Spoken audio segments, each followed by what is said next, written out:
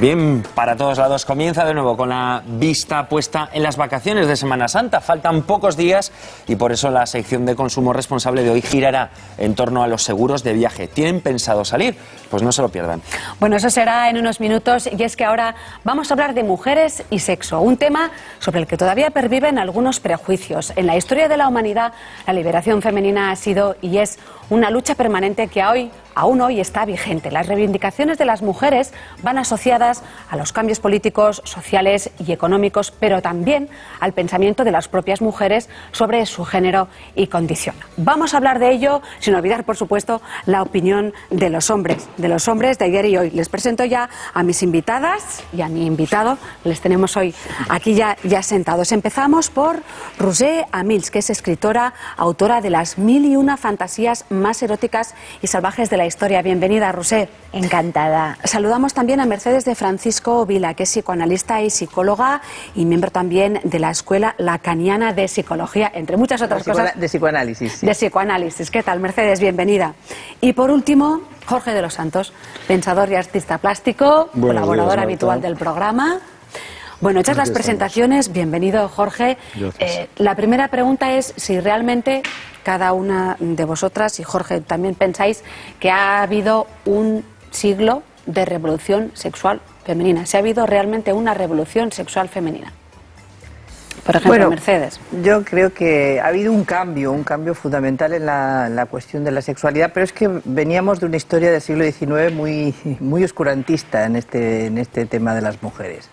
Es decir, las prohibiciones que recaían sobre la satisfacción de las mujeres en el siglo XIX antes no habían existido. Es decir, que hubo un cambio realmente, es decir, era volver a reivindicar el deseo y la sexualidad para las mujeres también, ¿no? Y su satisfacción. Entonces, en ese sentido, y además ha estado muy conectado al cambio en relación a la decisión de la maternidad. Es decir, que ha habido la relación, es decir, la posibilidad de decidir tener hijos o no tener hijos, eso ha sido muy importante. Entonces, apunta a un cambio, pero ¿ha habido una revolución o no ha habido una revolución? Me gustaría que me contestarais cada uno de vosotros. Roser. Ha habido mucha reivindicación y yo creo que la verdadera revolución vendrá ahora cuando las mujeres nos relajemos y empecemos realmente a disfrutar de todo lo que ya es nuestro. No tenemos que pelear más. Eso es presuponer muchas cosas, pero bueno, ahora ampliamos esa información. Roser, Jorge. Yo coincido mucho con Mercedes en el matiz del cambio y no la revolución. Y me explico así rápidamente, ¿no? La revolución pasa por un cambio en la estructura de poder. Una revolución es una disolución de los, digamos, vínculos orgánicos que tienen las estructuras de poder. Cuando lo que hay es una voluntad de aceptación, es decir, de que algo se ha aceptado dentro de ese marco de poder, sin que ese marco de poder se cuestione, lo que hay es un reajuste social, o sea, lo que hay es un cambio.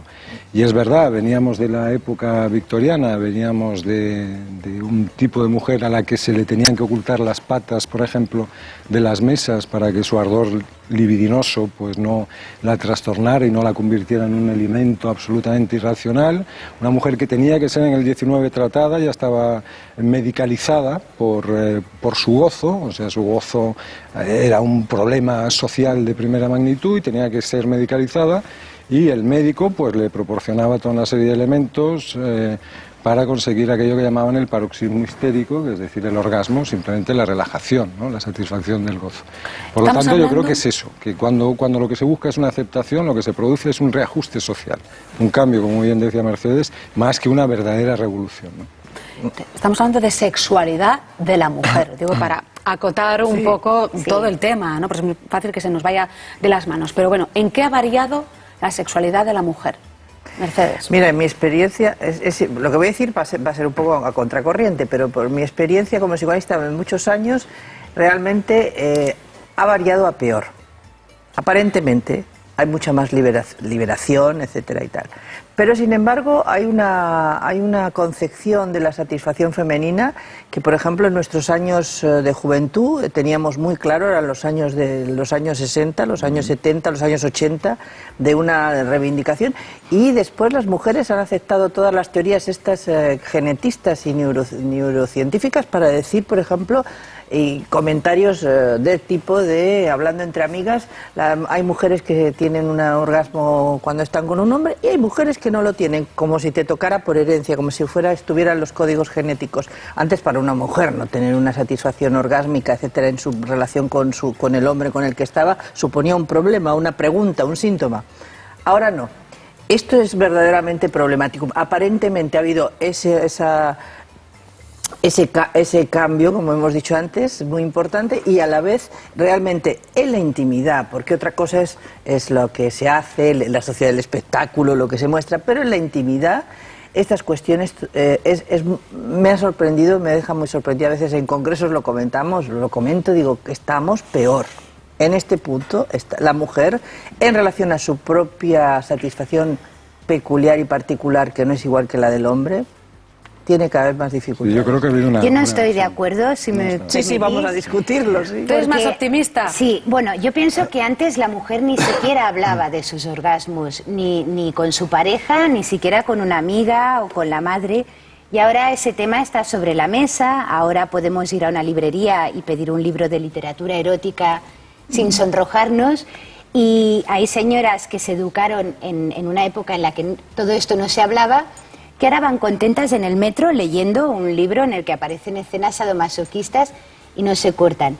Entonces, esto que comentas de que va peor, yo me pregunto si no será que las mujeres nos hemos obsesionado con la idea de que tenemos que corrernos en cada relación, que el objetivo es tener orgasmos, y nos hemos olvidado de que es divertido, es un juego, y no hay que exigir al hombre que cumpla como si fuera un examen. Entonces, en las revistas femeninas, no voy a decir nombres, pero las que todos conocemos, se ponen como pruebas y bueno, ejercicios que tiene que practicar una mujer para gustar a un hombre, que yo creo que es todo lo contrario. No, yo en ese sentido Lo que tiene que hacer una mujer es, primero ella, querer pasárselo bien. Y tú estarás de acuerdo, Mercedes, que tiene que darse permiso para pasárselo bien. Estoy totalmente de acuerdo contigo en todos estos manuales donde se quiere decir que hay que ser un orgasmo seguro también para los hombres, todos esos manuales, Mercedes y Roger, todos esos manuales son, no olvidemos, elementos de consumo. Sí, claro. Igual que y de control. Y de control, igual que todos los juguetes sexuales, por ejemplo. También. En eso coincido mucho con Mercedes también en el planteamiento inicial que ella ha hecho. ¿De control de la mujer? Sí. Es decir, Yo hay que sigo estar discrepando. hay que estar liberada para poder conducir el deseo. Es decir, un elemento estático no puede ser nunca conducido. El deseo sexual femenino, la información sobre la sexualidad femenina se ha liberalizado, pero precisamente para conducir el deseo femenino hacia un elemento más integrado dentro de todo el mecanismo de consumo. Del que por ejemplo, 50 sombras de Grey, que ha sido un bestseller estupendísimo, que yo me leí los 3 tomos porque tenía que hacer un trabajo, si no creo que hubiera podido, pero es verdaderamente sorprendente el efecto, es una literatura muy barata, pero el efecto que ha tenido en la compra de productos, de todos los productos que se comentaban en la novela. Normalmente, Mercedes, productos además para la ipsación, o sea, normalmente productos para el goce individual de la mujer. Sí. Yo no lo digo más que hace 20 años. Pero también me he envejecido un poco. Es que eso es bueno. Pero, ¿hasta qué punto de la mente de un hombre? Que la mujer tenga más juguetes, yo creo que ayuda, fíjate que se llaman juguetes, ayuda a que se lo pueda pasar mejor sola o acompañada. Todos estos juguetes, lo divertido es usarlos en compañía y no creo que sea que la mujer se está encerrando en sí misma. Jorge apuntaba que hay que saber conducir el deseo femenino. Vosotras decíais que una misma tiene que saber conducir ese deseo. Yo lo pregunto, ¿sabemos conducir las mujeres nuestro deseo? Hay que dejarlo fluir. Sí, no aparte el deseo no se puede conducir. El deseo es algo que en todo caso se puede indagar sobre él y tener algún atisbo de cómo es. Cada vez que el deseo lo quieres decir, lo quieres nombrar, vas detrás de él, el deseo se escapa. Como las partículas cuánticas. Se escapa, va de una cosa a otra. No, yo creo que es que hay varias cuestiones. Está el deseo, está el amor, está la satisfacción y el goce sexual. Son tres cuestiones distintas que a veces se superponen, ¿no? Por ejemplo, lo que decías ahora mismo de la cuestión de los juegos a solas. Bueno, ese es uno de los problemas, pero no solo de los hombres, de las mujeres, también de los hombres, ¿no? La cuestión de cada vez más a una cosa solipsista, cada uno más encerrados, ¿no? Los hombres más en relación a la pornografía y a la máquina, ¿no? Las mujeres con sus objetos, que todos tienen esta forma, esta imagen fálica. Por eso digo que ahí hay algo que la mujer cae del lado de lo... No, los hay redonditos, los hay de muchas formas. No, redondito, pero siempre con ese conato de falicismo, entre comillas. ¿Es inevitable? En lo de la forma fálica no es inevitable. Hay juguetes como las bolas chinas y demás, que la verdad el falo brilla por su ausencia. No, pero tienen ese tipo de... van un poco a lo mismo, ¿no? Cuando en realidad creo que hay... ¿Y qué propondrías para una verdadera diferencia entre el hombre y la mujer? Mantener la verdadera diferencia. Y un verdadero conocimiento de la sexualidad femenina. Si sigue la sexualidad femenina, vuestra maquinaria sexual sigue siendo asunto de elfos, de hadas, de unicornio, del Plinio el Viejo que descubrió un unicornio hace un montón de años y resulta que era un rinoceronte. ¿Pero para los hombres o para todos, o para hombres y mujeres? Para las mujeres también. Pues no, yo creo que las mujeres nos miramos nuestros genitales con un espejito desde los años 60 y conocemos bastante bien nuestro cuerpo. Eso no sirve, pero eso no sirve de mucho. Bueno, yo sí. Bueno, tú posiblemente sí, pero sí es que además es verdad. No sirve de mucho. Estamos hablando de una liberación, pero lo que estamos haciendo, lo que verdaderamente esa liberación se ha producido, es para que la mujer sea un elemento consumible. Además, luego ya hablaremos de los afectos si tenemos tiempo, del tipo de afecto que consume la mujer, que es muy parecido al que consumía el hombre hace 20 años y que tanto se le reprochaba. Entonces, ahora cuando decimos que la mujer está liberada, en teoría después de un siglo, después de los años 60, la evolución femenina, ¿a qué mujer nos referimos cuando uno dice que la mujer está liberada? Es que yo conozco, por mi experiencia personal, la mujer liberada, la mujer que se presenta como liberada, ¿quién es? Es normalmente un tipo de mujer que en realidad no tiene más que liberación y confunde su libertad, o está liada, digamos, su libertad con una dependencia afectiva de consumo emocional rápido, abundante, inmediato, abundante, rápido, promiscua, pero sin ninguna connotación moral, negativa. Sin ninguna connotación moral. Es que es así, consume en abundancia, desecha en abundancia y normalmente consume tonterías. O sea, quiero decir, que consume individuos tontos. Sí, en ese sentido estoy muy de acuerdo contigo. Pero muy desorientada. No tiene mucha diferencia con el hombre. Yo creo que los hombres, grandes consumidores de cualquier gadget electrónico, caen en este mismo... La escritora en los años 50 del siglo pasado, la escritora Colette, que era cabaretista y escritora, la francesa, dijo una cosa algo así como parecido, más o menos dijo lo siguiente: la mujer inteligente quiere la misma posición que el hombre. La mujer muy inteligente la rechaza. Puede resultar un tanto escandaloso, pero tenía su punto de razón. O sea, no se trata de invertir el papel. Y sobre la sexualidad femenina, sobre el deseo femenino, sobre el gozo femenino, seguimos sin saber un pimiento. Por más que te mires los genitales con el espejito, por más que te metas cosas... Bueno, ¿quieres decir que tú como hombre no sabes, Jorge? ¿O que no sabes? Las mujeres tampoco. Que a un sexólogo le preguntas... Pues yo, Marta, no sé qué opinas, pero yo no estoy para opinar, estoy para preguntar.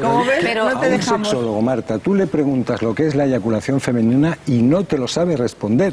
Ni un sexólogo, ni un ginecólogo. Por alusiones... ¿Para qué sirve ese líquido? Te pregunto yo a ti, ¿de qué está compuesto ese líquido? Saben que es un pH determinado. Sí, un pH. Sí, han investigado. Pero por ejemplo, bueno, si nos terminamos llevando la cuestión, el problema de esto que planteas es que no se trata de una cuestión fisiológica. Por más que la mujer se mire los genitales, por más que se descubra que hay una sustancia, que tal. Por ejemplo, Lacan en esto fue muy increíble. Dicen hasta criticó a Freud, dijo, bueno, cuando Freud hablaba de orgasmo clitoridiano, orgasmo vaginal, dijo, pero qué, sí, la vagina no siente nada, la vagina es un músculo que le puedes meter no sé cuántos de líquido caliente y no te quemas, pero no lo sientes. Es decir, la sexualidad, el goce femenino, la sexualidad femenina, el goce femenino pasa por otro lado. Y además tiene que ver mucho con la importancia, por ejemplo, de la palabra. El otro día en la entrevista que me hicieron de 24 horas por mi libro, me preguntaban cuestiones de digo, bueno, Lo que no saben, por ejemplo, con todas estas cuestiones sexológicas de los hombres, la impotencia, lo que anuncian estas cosas por la radio que escuchas y ¿qué tiene usted impotencia? Venga hasta el sitio que en 5 sesiones se lo resolvemos. Es que a veces una palabra es mucho más excitante que cualquier aparatito, que cualquier incluso que cualquier tamaño del órgano. Todo el mundo del se señor. señala. Todo el mundo se señala aquí. Es aquí. A mí me gustaría que Rousseau nos contara, por ejemplo, de las 1001 fantasías eróticas y salvajes de la historia de tu libro. ¿Cuántas son de mujeres y dónde están? ¿Dónde están estas fantasías? Sí. En teoría está todo aquí en el cerebro. Claro, todas las fantasías, pero también las de los hombres. En el libro yo he podido comprobar pues que hay tantas mujeres como hombres que han vivido su sexualidad plenamente. Claro, para que yo lo haya podido recopilar tenían que ser personas que tuvieran una influencia en su sociedad, incluso en las épocas más de estrechez de mente. Había mujeres valientes y que expresaban sus fantasías eróticas. Entonces, pues nos encontramos personajes como Cleopatra, como Marlene Dietrich, como Anne Sexton, mujeres que han hablado, han expresado lo que desean, lo que sienten, con todas las contradicciones que ello conlleva. Porque creo que a las mujeres lo que nos ha pasado a lo largo de la historia es que hay muchas cosas que no sabíamos todavía cómo explicar y nos cortaban, nos decían, bueno, esto es histeria, esto no sabes lo que te pasa, necesitas ayuda. Y ahora estamos empezando las mujeres a poder expresar lo que nos sucede de una manera muchísimo más natural. ¿Y esas fantasías crees que han cambiado a lo largo de la historia? ¿Dónde se sitúan? Perdona un momento, Marta, ahora? si me Es que es permites un pendular. break. No es lo mismo una fantasía que un deseo, ¿eh? Sí. No, No, ni la una satisfacción. expresión, no, pero No es es que, lo mismo, a ¿eh? ver, ¿me dejáis? Gracias. Sí.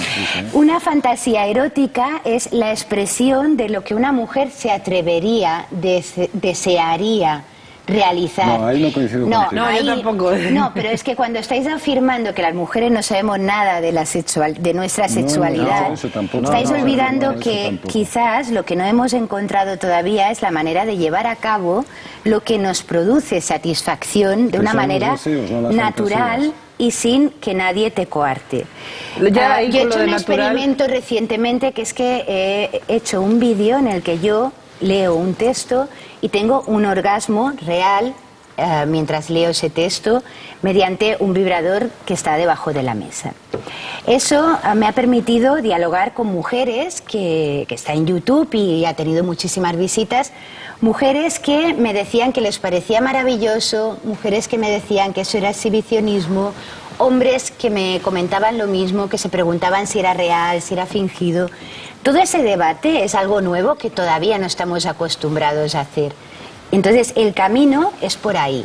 Porque una mujer no sea simplemente unos pechos operados o, Sí, pero o por ejemplo, un aspecto. pero por ejemplo en esto que tú planteas hay una cuestión muy importante. Hay algo de, por lo menos desde el punto de vista del psicoanalítico y de Lacan, y que me parece que en eso acertó claramente, que la satisfacción, el orgasmo femenino es muy distinto del hombre por su condición, por sus características, y que además esa satisfacción que ella dice, como decía Lacan, que los surrealistas se reunían para ver de qué gozaban las mujeres, ya se lo preguntaban, lo sienten todo el cuerpo, no es algo parcial como lo del órgano masculino, etcétera, y además tiene que ver mucho con es muy imposible de pasar al decir. Hay algo de esta satisfacción, por eso a lo largo de toda la historia, no es algo de ahora, a la mujer se le ha difamado, ¿no? La cuestión de la bruja, es decir, esto no es nuevo.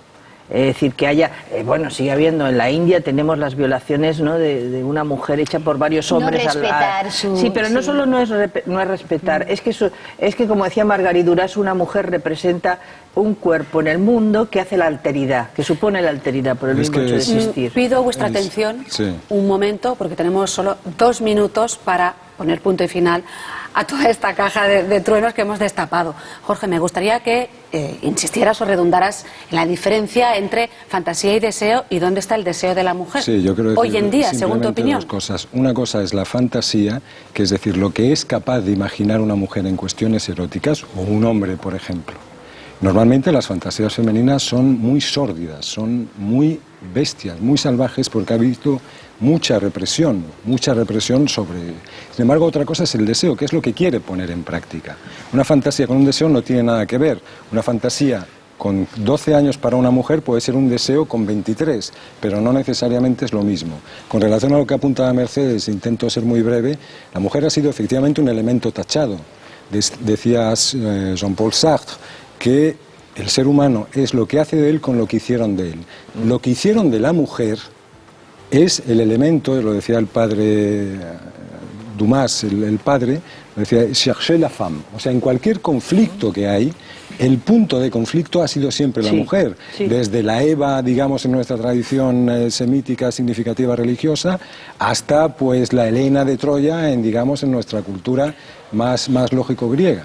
A punto de terminar, Mercedes, y después, Roser, solo una frase o un deseo para las mujeres del futuro, para nuestro futuro. Tratar para las mujeres y para los hombres, porque creo que es para los dos, para todos, porque viene muy bien, ya que si no va a ser una guerra en vez de un encuentro. La posibilidad del encuentro es la posibilidad de cada uno hacer con esa diferencia. ¿Qué es diferencia? Es esa cuestión de la existencia de la mujer, es diferencia, y es un problema para la mujer tanto como para el hombre. Roser. Muy breve. El sexo es natural. Y, como decía Marilyn Monroe, ella se llevaba de maravilla con la naturaleza, y tendríamos todos que recordar que todo esto que habéis apuntado, cerebral, filosófico, teórico, se tiene que aplicar a la parte natural del sexo. Muchísimas gracias a los tres, Jorge, Roser y Mercedes, por estar aquí un ratito en Para Todos Lados hablando de mujer y sexo. Bueno, ahora es momento